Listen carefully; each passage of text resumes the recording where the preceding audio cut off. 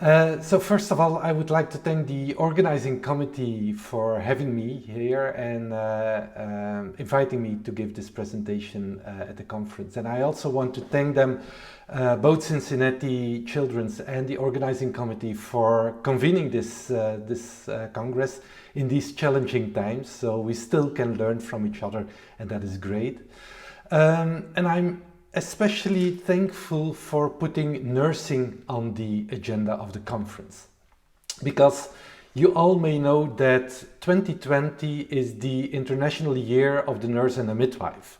And who could have thought that 2020 would be such a challenging year for nurses and midwives together with all the frontline workers. So I'm happy and I'm privileged to discuss today the role of nurses in ACHD teams.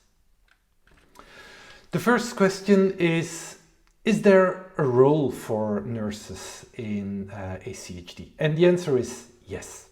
And this is confirmed by the latest ACHD guidelines. Both in the 2018 AHA and ACC guidelines and in the more recent 2020 ESC guidelines, both these guidelines include these tables.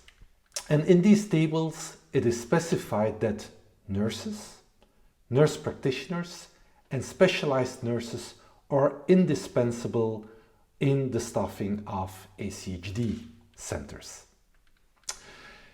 The ESC guidelines go a step further. They also indicate what are topics where nurses could play a role. And as you can see here, anxiety, depression, or problems with coping with a medical condition are prevalent, and therefore nurses should take that up. As well as the transition process is a critical phase where nurses can play a role. Indeed, it should not surprise us that mental health, psychological well-being and quality of life are important domains where nurses can be pivotal.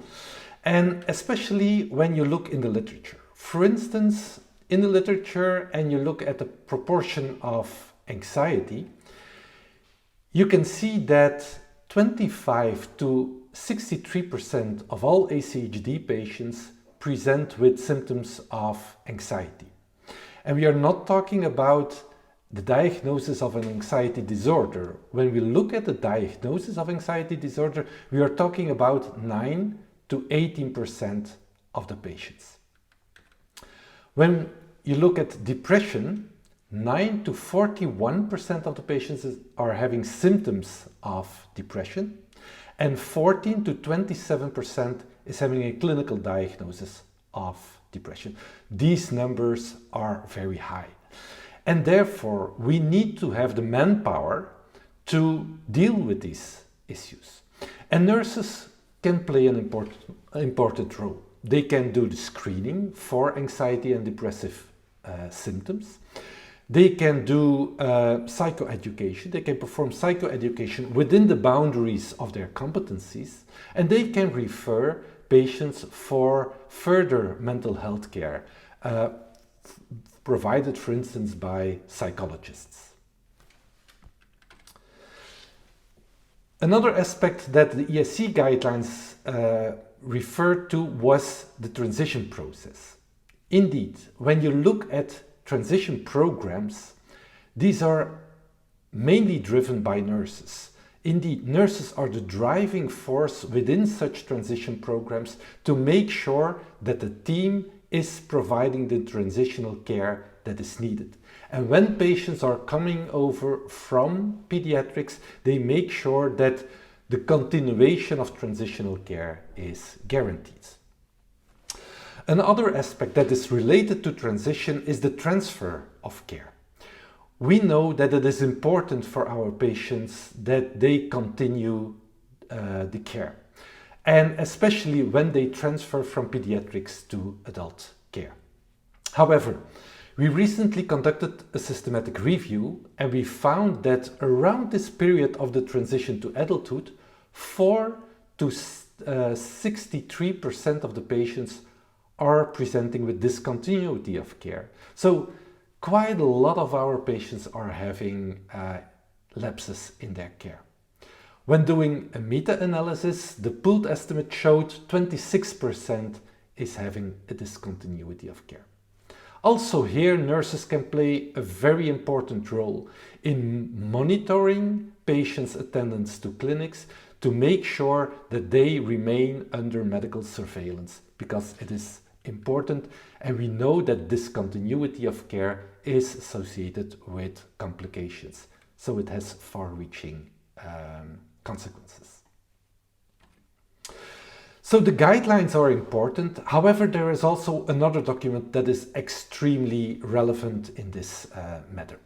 This is a group of nurses under the umbrella of International Society of Adult Congenital Heart Disease, and they convened and wrote this position statement.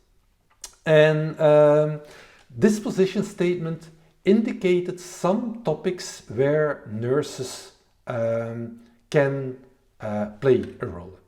The first domain is organizing, coordinating, and facilitating the care. More specifically, nurses are managing patient calls, are coordinating the care, and are doing cardiac symptom triage. Another domain is the holistic assessment of the ACHD patients, both a psychological and a social assessment. And recall what I said when talking about anxiety and depression. A screening of the patients of this kind of symptoms is indispensable. A third domain is ACHD patient education.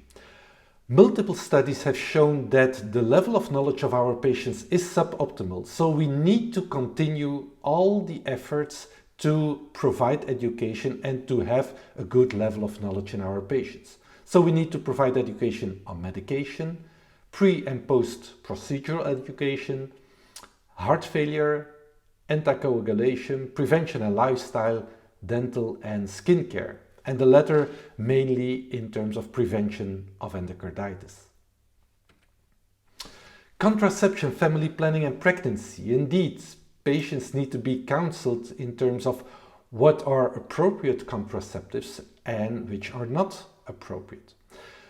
Pregnancy need to be planned very well, and if needed, some investigations, some technical investigations need to be scheduled as well. Patients need to receive information and counseling in this respect. Educating patients is one thing, but how to translate this into self-care and into good health behaviors, that's another thing. So we need to provide the tools to the patients how they can improve their self-care management and self-efficacy. And finally, life expectancy, advanced directives and end-of-life care.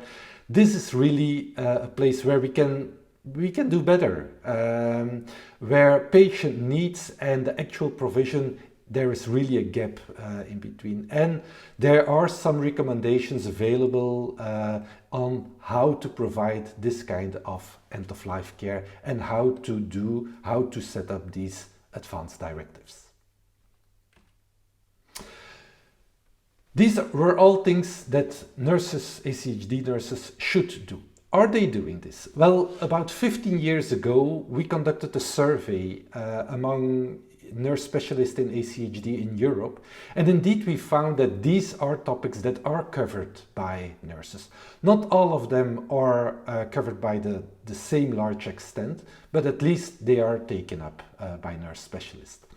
What is the situation right now? We don't know. What is the situation beyond Europe? We don't know either. So it would be good to have a similar replication survey across the globe to see what is happening today. The second question is, are all these interventions effective? Well, the evidence is very scarce in this matter. We only know that the provision of structured patient education is effective in increasing the level of knowledge of our patients. So that is a good, already a good thing that we know that these interventions are effective, but also here it would be good to have more effectiveness studies on nursing interventions in ACHD. Bottom line, ACHD nurses are the oil in the system. They make sure that the care is well coordinated and they make sure that the ACHD team is providing comprehensive and holistic care to the patients. ACHD nurses are also empowering the patients. They make sure that patients are equipped with knowledge and the skills to self-management and to be the manager of their health and the navigator through the healthcare system. In conclusion, the ACHD nurse is organizing and coordinating care, holistically assessing patients, comprehensively educating patients, supporting and counseling patients, providing transitional care, empowering patients, safeguarding continuity of care, and providing psychoeducation and referring to mental health care if needed. Thank you very much.